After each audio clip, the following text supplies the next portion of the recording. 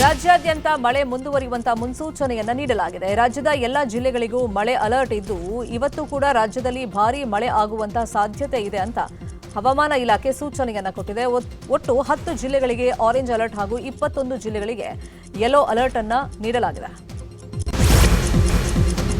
ಬೀದರ್ ಜಿಲ್ಲೆ ಬಾಲ್ಕಿ ನಗರದಲ್ಲಿ ಮಳೆ ಆರ್ಭಟಕ್ಕೆ ರಸ್ತೆ ಮಧ್ಯೆಯೇ ಮರಗಳು ಬಿದ್ದಿವೆ. ನಗರದ ಪ್ರಮುಖ ಬೀದಿಗಳಲ್ಲಿನ ಮರದ ಕೊಂಬೆಗಳು ಬಿದ್ದು ಸಂಚಾರ ಅಸ್ತವ್ಯಸ್ತವಾಗಿತ್ತು. ಬಾಲ್ಕಿ ನಗರದ ಶೋಭಾ ನಾಟೆಕೇರ ಅವರ ಮನೆ ಮೇಲ್ಛಾವಣಿ ಹಾರ್ಕೊಂಡು ಹೋಗಿದ್ದು ಕುಟುಂಬ ಕಂಗಾಲಾಗಿದೆ. ದಾವಣಗೆರೆ ಜಿಲ್ಲೆಯಲ್ಲಿ ಸುರಿದಂತ ಅಕಾಲಿಕ ಮಳೆಯಿಂದ ರೈತರು ಸಂಕಷ್ಟಕ್ಕೆ ಸಿಲುಕಿದ್ದಾರೆ. ಜಿಲ್ಲೆಯ ವಿವಿಧ ತಾಲೂಕುಗಳಲ್ಲಿ ಭತ್ತ, ಅಡಿಕೆ, ಬಾಳೆ ಹಾಗೂ ಪಪ್ಪಾಯ ಬೆಳೆಗಳಿಗೆ ಭಾರೀ ಹಾನಿಯಾಗಿದೆ. ಈವರೆಗೆ ಜಿಲ್ಲೆಯಲ್ಲಿ ಅಂದಾಜು 365.15 ಹೆಕ್ಟೇರ್ ಪ್ರದೇಶದಲ್ಲಿ ಬೆಳೆದ ಭತ್ತದ ಬೆಳೆ ಹಾನಿಯಾಗಿದೆ.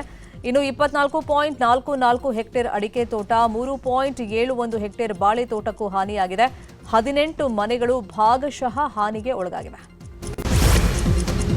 ಚಾಮರಾಜನಗರ ಜಿಲ್ಲೆ ಹನೂರು ಭಾಗದಲ್ಲಿ ಧಾರಾಕಾರ ಮಳೆಯಾಗಿದೆ. ಸುಮಾರು 2 ಗಂಟೆ ಕಾಲ ಸುರಿದ ಮಳೆಯಿಂದ ಲೊಕ್ಕನಹಳ್ಳಿ ಗ್ರಾಮದಲ್ಲಿ ತಗ್ಗು ಪ್ರದೇಶದ ಮನೆಗಳಿಗೆ ಮಳೆ ನೀರು ನುಗ್ಗಿ ನಿವಾಸಿಗಳು ಪರದಾಡುವಂತಾಗಿತ್ತು. ಆನ್ಲೈನ್ನಲ್ಲಿ ಔಷಧ ಮಾರಾಟ, ಅಕ್ರಮ, ಇ-ಫಾರ್ಮಸಿಗಳಿಗೆ ಮೂಗುದಾರ ಸೇರಿದಂತೆ ಕೆಲವು ಬೇಡಿಕೆಗಳ ಈಡೇರಿಕೆಗೆ ಆಗ್ರಹಿಸಿ ದೇಶಾದ್ಯಂತ ಮೆಡಿಕಲ್ ಶಾಪ್ ಅಸೋಸಿಯೇಷನ್ ಬಂದ್ಗೆ ಕರೆಯನ್ನ ಕೊಟ್ಟಿದೆ. ಇದಕ್ಕೆ ರಾಜ್ಯದಲ್ಲೂ ಬೆಂಬಲ ವ್ಯಕ್ತವಾಗಿದ್ದು ಕಪ್ಪು ಪಟ್ಟಿ ಧರಿಸಿ ನೈತಿಕ ಬೆಂಬಲವನ್ನ ಮಾತ್ರ ನೀಡಲಾಗುತ್ತದೆ. ಚಾಮರಾಜನಗರ ಜಿಲ್ಲೆ ಗುಂಡ್ಲುಪೇಟೆ ಭಾಗದಲ್ಲಿ ಕಾಡಾನೆ ಹಾವಳಿ ಮುಂದುವರೆದಿದ್ದು ಗೋಪಾಲಪುರ ಗ್ರಾಮದಲ್ಲಿ ಕಾಡಾನೆಗಳು ಜಮೀನುಗಳಿಗೆ ನುಗ್ಗಿ ಬೆಳೆ ಹಾನಿ ಮಾಡಿವೆ. ಗ್ರಾಮದ ಬೋರಯ್ಯ ಅನ್ನೋ ರೈತನ ಜಮೀನಿಗೆ ಲಗ್ಗೆ ಇಟ್ಟ ಕಾಡಾನೆಗಳು ತಂತಿ ಬೇಲಿ ಹಾಗೂ ಡ್ರಿಪ್ಸ್ ಪೈಪ್ಗಳನ್ನು ಮುರಿದು ಹಾಕಿವೆ. ಗ್ರೇಟರ್ ಬೆಂಗಳೂರು ಪ್ರಾಧಿಕಾರ ವ್ಯಾಪ್ತಿಯ ನಗರ ಪಾಲಿಕೆಗಳ ಚುನಾವಣೆ ಸಂಬಂಧ ಸುಪ್ರೀಂ ಕೋರ್ಟ್ನಲ್ಲಿ ಇವತ್ತು ಮಹತ್ವದ ವಿಚಾರಣೆ ನಡೆಯಲಿದೆ. ಜಿಬಿಎ ಚುನಾವಣೆಗೆ ಅವಧಿ ವಿಸ್ತರಣೆ ಮಾಡುವಂತೆ ಸಲ್ಲಿಸಿರುವಂತಹ ಅರ್ಜಿ ವಿಚಾರಣೆ ಇವತ್ತು ಸುಪ್ರೀಂ ಕೋರ್ಟ್ ಮುಖ್ಯ ನ್ಯಾಯಮೂರ್ತಿ ಸೂರ್ಯಕಾಂತ್ ಹಾಗೂ ಜಸ್ಟಿಸ್ ಜೋಯಾ ಮಾಲ್ಯಾ ಭಗ್ಬಿ ಪೀಠದ ಮುಂದೆ ಬರುತ್ತೆ. ರಾಜ್ಯದಲ್ಲಿ ಮತ್ತೆ ಹಿಜಾಬ್ ಸಂಘರ್ಷ ಜೋರಾಗಿದೆ. ಹಿಜಾಬ್ ಧರಿಸಲು ಸರ್ಕಾರ ಅನುಮತಿಯನ್ನ ಕೊಟ್ಟಿದ್ದಕ್ಕೆ ವಾಗ್ಯುದ್ಧ ಶುರುವಾಗಿದೆ. ಹೀಗಾಗಿ ಹಿಜಾಬ್ ವಿರುದ್ಧವಾಗಿ ಕೇಸರಿ ಶಾಲು ಧರಿಸಲು ಹಿಂದೂ ಸಂಘಟನೆಗಳು ಕರೆಯನ್ನ ಕೊಟ್ಟಿವೆ. ಸರ್ಕಾರದ ಕ್ರಮವನ್ನ ಖಂಡಿಸಿರುವಂತಹ ಹಿಂದೂ ಸಂಘಟನೆಗಳು ಆದೇಶವನ್ನ ಹಿಂಪಡೆಯಲು ಆಗ್ರಹಿಸಿವೆ. ಬೆಂಗಳೂರಲ್ಲಿ ಬೆಸ್ಕಾಂ ಅಧಿಕಾರಿ ಲೋಕಾಯುಕ್ತ ಬಲೆಗೆ ಬಿದ್ದಿದ್ದಾರೆ. ಜೆಪಿ ನಗರದ ಬೆಸ್ಕಾಂ ಕಚೇರಿಯಲ್ಲಿ ಎಡಬ್ಲ್ಯೂ ಮನೋಜ್ ಕುಮಾರ್ ಹಾಗೂ ಗುತ್ತಿಗೆದಾರ ಕಂಠರಾಜು ಎಂಬಾತ ಲೋಕಾಯುಕ್ತ ಬಲೆಗೆ ಬಿದ್ದಿದ್ದಾರೆ. ತಾತ್ಕಾಲಿಕವಾಗಿ ಮೀಟರ್ಗೆ 25 ಕಿಲೋ ವ್ಯಾಟ್ ವಿದ್ಯುತ್ ಪೂರೈಕೆ ಮಾಡೋದಕ್ಕೆ ಲಂಚ ಪಡೆಯುವಾಗ ಲೋಕ ರೇಡ್ ಅನ್ನು ಮಾಡಿದ್ದು ಗುತ್ತಿಗೆದಾರ ಹಾಗೂ ಎಡಬ್ಲ್ಯೂಅನ್ನ ವಶಕ್ಕೆ ಪಡೆಯಲಾಗಿದೆ. ಪ್ರಧಾನಿ ನರೇಂದ್ರ ಮೋದಿ ವಿದೇಶ ಪ್ರವಾಸದಲ್ಲಿದ್ದು ಇದೀಗ ಇಟಲಿಗೆ ಭೇಟಿಯನ್ನ ಕೊಟ್ಟಿದ್ದಾರೆ. ಇಟಲಿಯ ರೋಮ್ನಲ್ಲಿರುವಂತಹ ಹೋಟೆಲ್ನಲ್ಲಿ ಪ್ರಧಾನಿ ನರೇಂದ್ರ ಮೋದಿಗೆ ಎನ್ಆರ್ಐಗಳು ಅದ್ದೂರಿಯಾಗಿ ಸ್ವಾಗತವನ್ನ ಕೋರಿದ್ರೆ ಇತ್ತ ಇಟಲಿ ಪ್ರಧಾನಿ ಜಾರ್ಜಿಯಾ ಮೆಲೋನಿ ಎಕ್ಸ್ನಲ್ಲಿ ಪ್ರಧಾನಿ ಮೋದಿ ಜೊತೆ ಇರುವಂತಹ ಫೋಟೋವನ್ನ ಪೋಸ್ಟ್ ಮಾಡಿ ವೆಲ್ಕಮ್ ಟು ಮೈ ಫ್ರೆಂಡ್ ಅಂತ ಬರ್ಕೊಂಡಿದ್ದಾರೆ.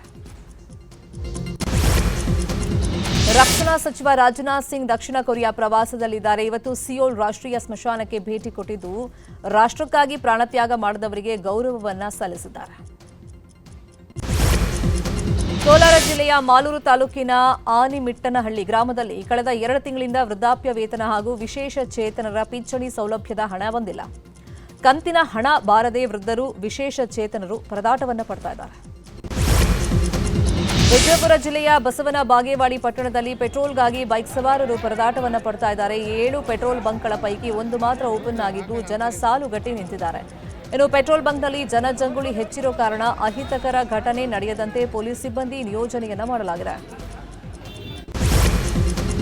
ಕಾಂಗ್ರೆಸ್ನಲ್ಲಿ ನಾಯಕತ್ವ ಜಟಾಪಟಿ ನಡುವೆ ಸಚಿವ ಕೆಜೆ ಜಾರ್ಜ್ ಅವರ ಬೆಂಗಳೂರಿನ ನಿವಾಸದಲ್ಲಿ ಮಹತ್ವದ ಸಭೆಯನ್ನ ನಡೆಸಲಾಗಿದೆ.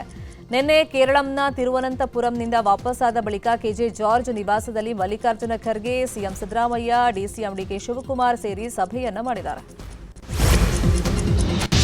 ಸ್ಥಳೀಯ ಜನರ ಸಮಸ್ಯೆ ಆಲಿಸುವ ವೇಳೆ ಗೈರಾಗಿದ್ದ ಪಿಡಿಒಗೆ ಚಾಮರಾಜನಗರ ಸಂಸದ ಸುನಿಲ್ ಬೋಸ್ ದೂರವಾಣಿ ಕರೆಯಲ್ಲೇ ಹಿಗ್ಗಾಮುಗ್ಗಾ ತರಾಟೆಗೆ ತಗೊಂಡಿದ್ದಾರೆ. ಮೈಸೂರು ಜಿಲ್ಲೆ ನಂಜನಗೂಡು ತಾಲೂಕಿನ ದೇವರಾಯ ಶೆಟ್ಟಿಪುರ ಗ್ರಾಮ ಪಂಚಾಯಿತಿ ವ್ಯಾಪ್ತಿಯಲ್ಲಿ ಜನರನ್ನ ಭೇಟಿ ಮಾಡ್ತಾ ಇದ್ದಾಗ ಪಿಡಿಒ ರಾಘವೇಂದ್ರ ಗೈರಾಗಿದ್ರು. ಈ ಹಿನ್ನೆಲೆಯಲ್ಲಿ ಸಂಸದ ಸುನಿಲ್ ಬೋಸ್ ಪಿಡಿಒಗೆ ಕ್ಲಾಸ್ ಅನ್ನು ತಗೊಂಡಿದ್ದಾರೆ.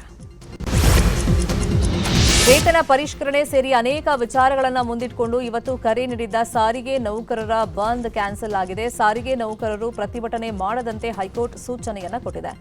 ನ್ಯಾಯಾಲಯದ ಸೂಚನೆಯಂತೆ ಸಾರಿಗೆ ಸಂಘಟನೆಗಳ ಜಂಟಿ ಕ್ರಿಯಾ ಸಮಿತಿ ಮುಷ್ಕರವನ್ನ ಹಿಂಪಡೆದಿದೆ. ರೇಣುಕಾಸ್ವಾಮಿ ಕೊಲೆ ಆರೋಪಿ ದರ್ಶನ್ ಅವರನ್ನ ಪತ್ನಿ ವಿಜಯಲಕ್ಷ್ಮಿ ಹಾಗೂ ಮಗ ವಿನೀಶ್ ಸೇರಿದಂತೆ ಕುಟುಂಬ ಸದಸ್ಯರು ನಿನ್ನೆ ಭೇಟಿಯಾಗಿ ಮಾತುಕತೆಯನ್ನ ನಡೆಸಿದ್ದಾರೆ. ಜೈಲಿನ ಕೊಠಡಿ ಒಳಗಡೆ ದರ್ಶನ್ ಕಂಡು ಪತ್ನಿ ಭಾವುಕರಾದರೂ ಮಗ ವಿನೀಶ್ ಅಪ್ಪನನ್ನ ತಬ್ಬಿ ಕಣ್ಣೀರನ್ನ ಹಾಕಿದ್ದಾನೆ. ಸುಮಾರು 30 ನಿಮಿಷಗಳ ಕಾಲ ಕುಟುಂಬಸ್ಥರನ್ನ ದರ್ಶನ್ ಭೇಟಿಯಾದರು. ಬೆಳಗಾವಿ ಮಹಾನಗರ ಪಾಲಿಕೆಯಲ್ಲಿ ಕರ್ನಾಟಕ ಪರವಾದ ಗೊತ್ತುವಳಿ ಅಂಗೀಕರಿಸಲು ಯಾರ ಅಪ್ಪಣೆಯೂ ಬೇಡ ಅಂತ ಶಾಸಕ ಬಾಲಚಂದ್ರ ಜಾರಕಿಹೊಳಿ ಹೇಳಿದ್ದಾರೆ.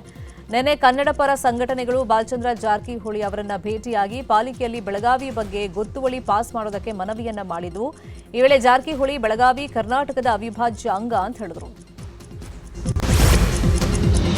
ಬಾಗಲಕೋಟೆ ತಾಲೂಕಿನ ದೇವಲಾಪುರ ಗ್ರಾಮದಲ್ಲಿ ಮಹಿಳೆಯೊಬ್ಬರು ಗೃಹಲಕ್ಷ್ಮಿ ಹಣ ಉಳಿಸಿ ಫ್ರಿಡ್ಜ್ ಅನ್ನು ಖರೀದಿ ಮಾಡಿದ್ದಾರೆ. ಹೊಸ ಫ್ರಿಡ್ಜ್ಗೆ ನೂತನ ಶಾಸಕ ಉಮೇಶ್ ಮೇಟಿ ಚಾಲನೆಯನ್ನು ಕೊಟ್ಟಿದ್ದಾರೆ. ಸುವರ್ಣ ಹಿರೇಮಠ್ ಅನ್ನೋರು ನೂತನ ಫ್ರಿಡ್ಜ್ ಅನ್ನು ಖರೀದಿ ಮಾಡಿದ್ದು ಸಿಎಂ ಸಿದ್ದರಾಮಯ್ಯ ಸಚಿವೆ ಲಕ್ಷ್ಮಿ ಹೆಬ್ಬಾಳ್ಕರ್ಗೆ ಥ್ಯಾಂಕ್ಸ್ ಹೇಳಿದ್ದಾರೆ. ಮೈಸೂರಲ್ಲಿ ಮಾವು ಮತ್ತು ಹಲಸಿನ ಘಮಲು ಆವರಿಸಿತ್ತು. ಸಹಜ ಸಮೃದ್ಧಿ ಸಂಸ್ಥೆ ವತಿಯಿಂದ ನಗರದ ನಂಜರಾಜ್ ಬಹದ್ದೂರ್ ಛತ್ರದಲ್ಲಿ ಅದ್ದೂರಿ ಮಾವು ಮೇಳ ಹಾಗೂ ಜೇನು ಕೃಷಿ ಪರಿಚಯ ಕಾರ್ಯಕ್ರಮ ನಡೆಯಿತು. ರೈತರು ಮತ್ತು ಗ್ರಾಹಕರ ನಡುವೆ ನೇರ ಸಂಪರ್ಕ ಸೇತುವಾಗಿ ಈ ಮೇಳವನ್ನ ಆಯೋಜನೆ ಮಾಡಲಾಗಿತ್ತು. ಅಮೆರಿಕ ಅಧ್ಯಕ್ಷ ಡೊನಾಲ್ಡ್ ಟ್ರಂಪ್ ಇರಾನ್ ಅಮೆರಿಕ ಯುದ್ಧ ಕೊನೆಗೊಳಿಸುವ ಬಗ್ಗೆ ಮಾತನಾಡಿದ್ದಾರೆ. ಇರಾನ್ ಒಪ್ಪಂದ ಮಾಡಿಕೊಳ್ಳೋದಕ್ಕೆ ಬಯಸ್ತಾ ಇದೆ. ನಾವು ಯುದ್ಧವನ್ನ ಬಹಳ ಬೇಗ ಕೊನೆಗೊಳಿಸ್ತಾ ಇದ್ದೀವಿ. ತೈಲ ಬೆಲೆ ಕುಸಿಯೋದನ್ನ ನೀವು ನೋಡ್ತೀರಿ ಅಂತ ಹೇಳಿದ್ದಾರೆ. RRR ಸಿನಿಮಾದ ಮೂಲಕ ಗ್ಲೋಬಲ್ ಸ್ಟಾರ್ ಆಗಿರೋ ಜೂನಿಯರ್ NTR ಹುಟ್ಟುಹಬ್ಬದ ಸಂಭ್ರಮದಲ್ಲಿದ್ದಾರೆ. ಇವತ್ತು 42ನೇ ವಸಂತಕ್ಕೆ ಕಾಲಿಟ್ಟಿದ್ದಾರೆ ತಾರಕ್ ರಾಮ್. ಈ ಸಮಯದಲ್ಲಿ ಪ್ರಶಾಂತ್ ನೀಲ್ ಜೊತೆಗಿನ dragon cinema first glimpse Kannada, Telugu, Tamil ಸೇರಿದಂತೆ 5 ಭಾಷೆಗಳಲ್ಲಿ ರಿಲೀಸ್ ಆಗಿದೆ.